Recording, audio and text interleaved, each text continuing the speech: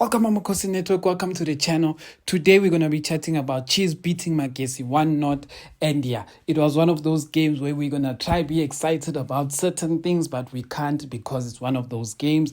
A lot of you are going to say Mina suck and whatever the case may be, because my views won't be talking anything too positive about Chiefs. But we have to be honest.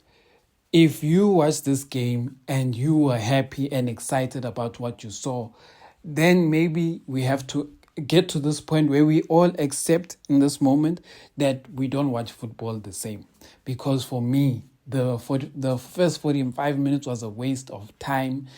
And then the second half, I'm just glad someone did the right thing. That was the game. The game that summarized the game.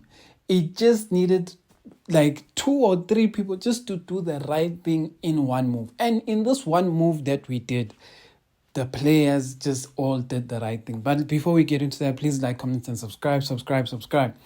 Look, first half, Msimango, it was a nice game for him. I'm happy for him. Because to be quite honest, Simango didn't have much to do in this game, so it was a good to get minutes. He got a 90 minutes that was pretty much untested. Edmilson Dove had a good game as well. Miguel also had a good game.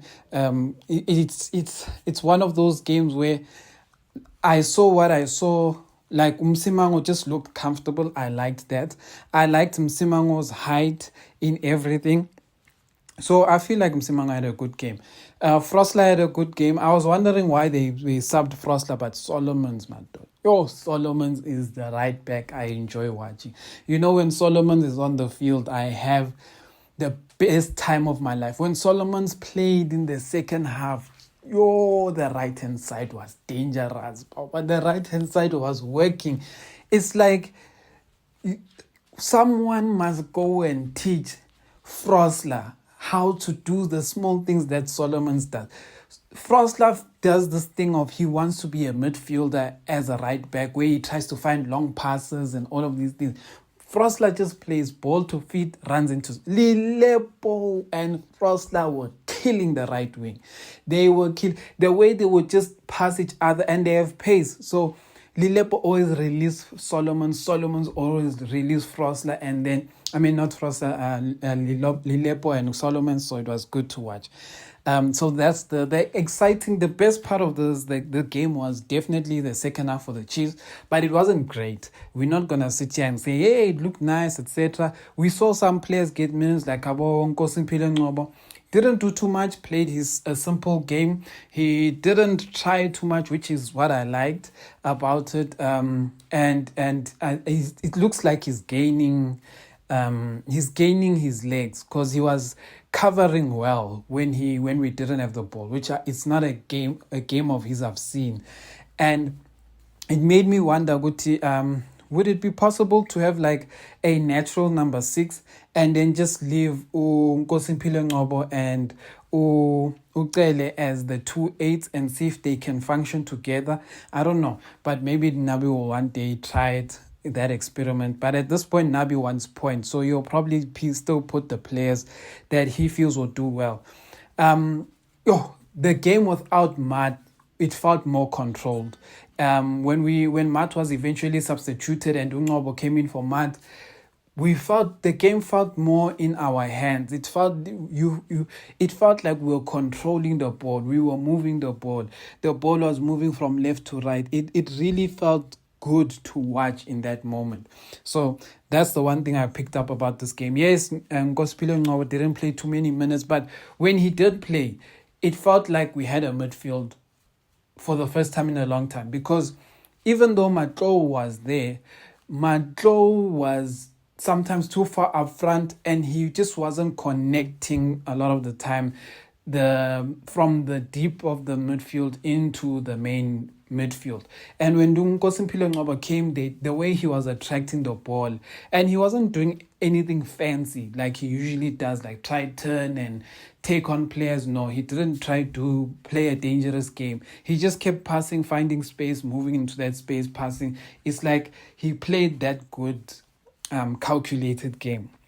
But yeah, Dupree's best moment of the game was the goal. And it's one of those things that I hope it's a highlight of what match for Dupree will be, because we know he came back from an injury. We saw what it looked like against Sundowns, but in this game he weighted the ball nicely. He was doing a lot of things right, and the one thing. The one thing I picked up in this game, I don't know if any of you picked this up, is that the players playing around Rangachivavero actually get very frustrated with him.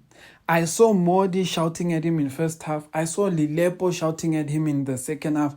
Like, the players playing around Rangachivavero, they get angry because he's not making certain runs. He's not finding himself in certain areas. And the moment Lilepo and Dupree had 1 minute together, it felt like Lilepo was so happy that he finally has a player who got into a space he's going to place the ball. Even though I will say Lilepo did cook Rangachivavero in one of the moves where he wasn't meant to cut the ball back. He was meant to hit it at the far post, and Ranga was there. But anyway, we saw what Ranga did. He got his chance. Pela Ranga got substituted because he kicked the ball out with no reason to be kicking the ball out. That is the only reason. Ranga basically missed a clear-cut chance, and NABI instantly didn't waste time, and he substituted the player. So it sometimes makes you wonder, Guti, NABI vele, like, when he plays Ranga, what does he expect Ranga to do? Like, that's why I'm like, sometimes I have to ask myself these questions about NABI.